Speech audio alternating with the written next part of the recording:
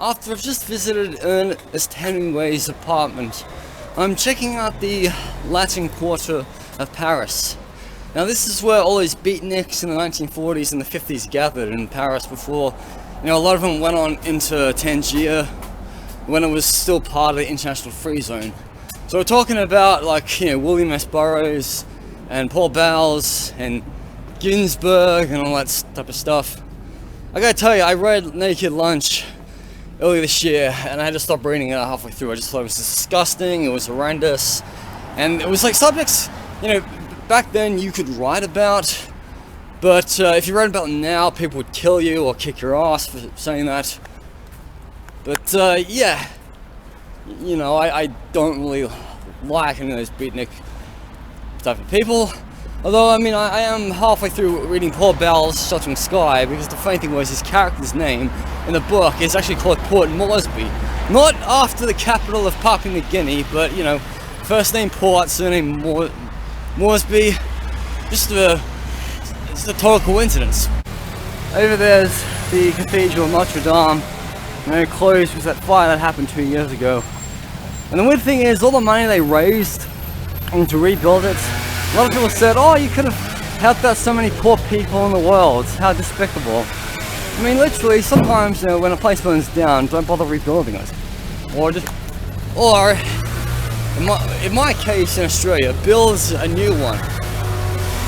Oh wow, look, Invaders is here. Another spotlight.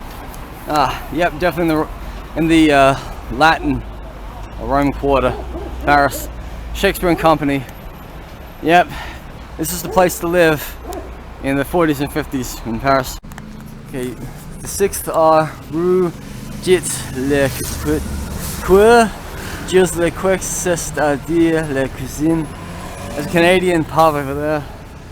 So, in this location is where the beatniks lived, of the Beat generation. As far as I'm aware, there should be their names listed on the side of the wall.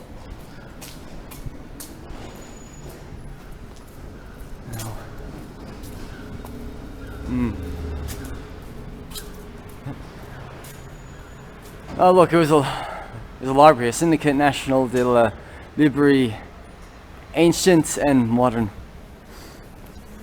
So Jack Charles Brunet lived here.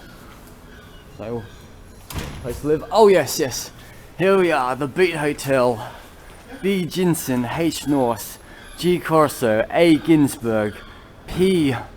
Orlovsky, E. Sommerville, Williams Burroughs achieved their first new 1959. Vieux de Paris.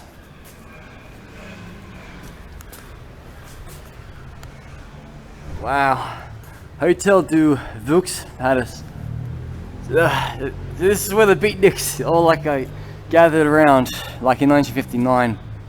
I think this is probably after they left Morocco, because Morocco became independent 1956. And also I think the Free Zone of Tangier was also given back to Morocco around the same time. You see, when I looked at that plaque, I was quite surprised that Paul Beiles wasn't listed there.